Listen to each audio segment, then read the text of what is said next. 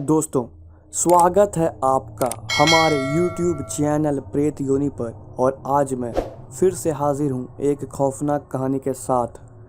दोस्तों, ये कहानी हमें हमारे ही सब्सक्राइबर ने भेजी है और आगे की कहानी मैं उन्हीं की पॉइंट ऑफ व्यू से आपको बताऊंगा।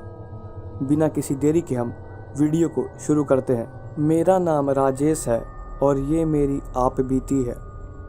मेरे नानी गांव में एक बूढ़ी औरत रहती थी। लोग उससे दूर रहते थे। वो अक्सर लोगों के घरों में घुस जाया करती थी और बहुत अजीब तरीके से पेश आती थी। मैं आपको बता दूं, वो औरत पागल नहीं थी। लोगों का कहना था कि वो काला जादू जानती है और वो डायन की उपासक है।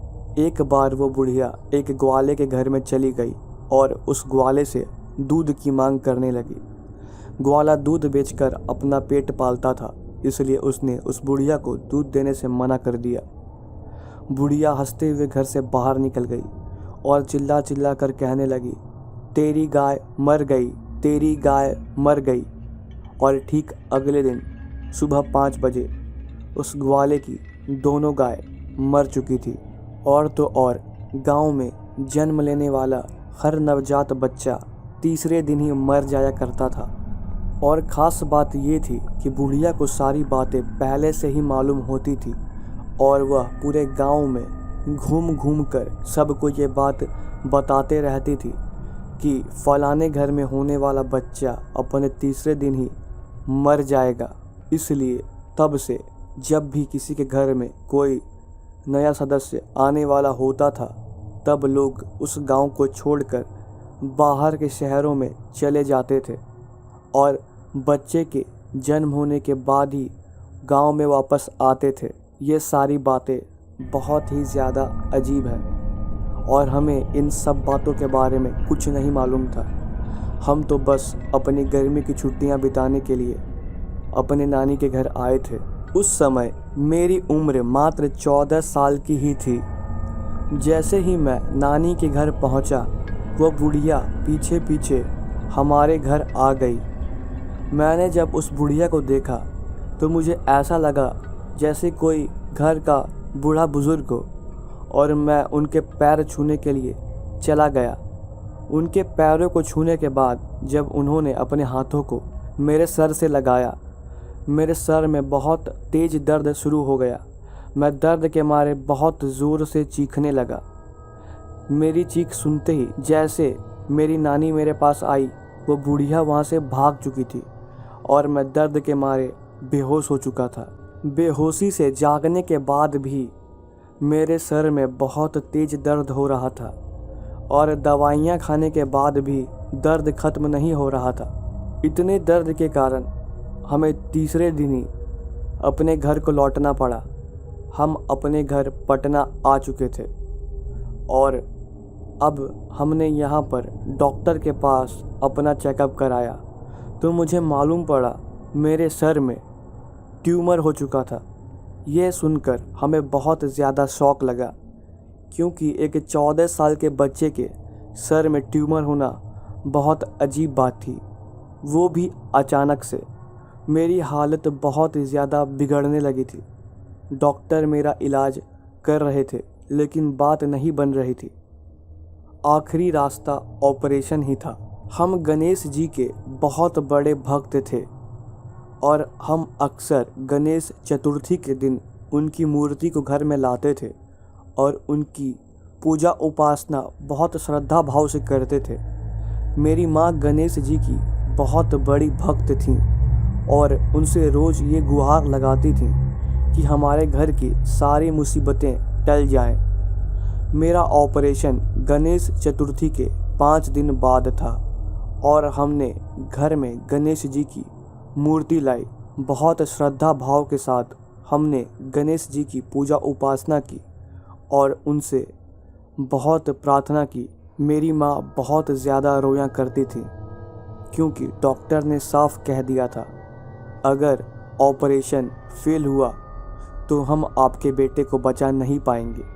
मेरा पूरा परिवार बहुत ज़्यादा दुखी था और मैं खुद भी बहुत चिंता में था, क्योंकि एक ऐसी कड़ी थी जो मैंने पूरे परिवार को नहीं बताई थी। मैं अक्सर एक औरत को अपने सपने में देखा करता था और वो मेरे सामने आकर मुझसे यही कहती थी कि मैं तुम्हें ले जाने आई हूँ, कब तक बचोगे, मेरे साथ तो तुम्हें चलना ही पड़ेगा। मैं बहुत डरता था, लेकिन ये बात मैंने किसी को नहीं बताई थी। अब मामला बहुत ज़्यादा बिगड़ रहा था, क्योंकि अब वो औरत मुझे खुली आंखों से भी दिखने लगी थी और मेरी तबीयत इतनी बिगड़ गई थी कि मैं बिस्तर से भी नहीं उठ पा रहा था। हमारे घर में गणेश जी की मूर्ति स्थापित थी और हम सब गणेश जी की पूजा कर रहे थे। भले ही मैं अपने बिस्तर से नहीं उठ पा रहा था, लेकिन दिल से गणेश जी से हमेशा यही प्रार्थना करता था, प्रभु मेरे कष्टों को हरो। लेकिन कहते हैं ना, भक्त की पुकार सुनकर भगवान ज़रूर चले आते हैं।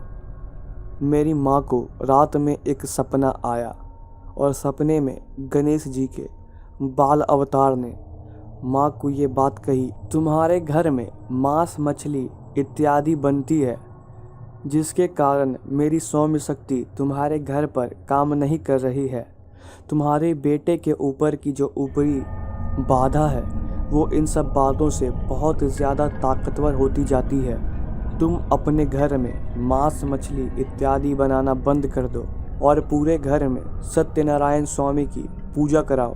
पूरे घर की शुद्धि होने के बाद मेरी सौम्य शक्तियाँ तुम्हारे घर को इस बाधा से मुक्त कर देगी। मेरी माँ नींद से एकाएक जाग गई और उसके बाद सो नहीं पाई। वो तुरंत ही सुबह सुबह पुजारी जी के पास गई और उनसे सारी बातें कह डाली। पुजारी जी अगले दिन हमारे घर आए और हमारे घर को गंगा जल से पवित्र किया और हमारे घर में सत्यनारायण स्वामी का पाठ हुआ। सत्यनारायण स्वामी की कथा होने के बाद हवन के समय मुझे अजीब तरह के झटके आ रहे थे। मैं अपने बिस्तर पर ही लेटा था, लेकिन मुझे ऐसा लग रहा था जैसे कोई मेरे शरीर से अलग हो रहा हो। जैसे ही हवन कंप्लीट हुआ, मैं अपने पैरों पर खड़ा हो चुका था और अचानक से मुझे मेरे सर में दर्द होने लगा और मैं फिर से बेहोश हो गया। वापस से डॉक्टर के पास जाने के बाद हमें ये मालूम पड़ा कि मेरे सर में जो ट्यूमर था वो अचानक से बहुत छोटा हो चुका था और अब कुछ दवाइयों की हेल्प से वह खुद ही ख़त्म हो सकता था। ये सारी बातें सुनकर हमारे घर में खुशी की लहर दौड़ गई। हम तुरंत घर आए और गणेश जी की आरती करी। उसके बाद हमने एक ओझा को भी पूरी बातें बताई। ओझा ने हमें जो बताया उसे सुनकर हमारे होश उड़ गए।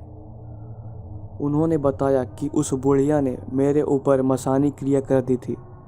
मसानी क्रिया एक ऐसे काले जादू की प्रक्रिया है जो बहुत ज़्यादा खतरनाक है और मेरे सपनों में आने वाली औरत मुझे मारकर मेरी आत्मा को अपने साथ ले जाना चाहती थी।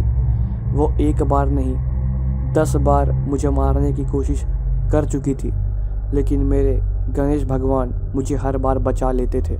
हमने मांस मछली खाना छोड़ दिया और हमने अपने घर में ही गणेश जी की एक प्रतिमा बनवाई और हम हर रोज़ गणेश जी की पूजा करते हैं। तो दोस्तों, कैसी लगी आपको आज की कहानी कमेंट बॉक्स में ज़रूर बताएं। दोस्तों, अगली वीडियो में हम जल्द ही मिलेंगे। तब तक के लिए धन्यवाद।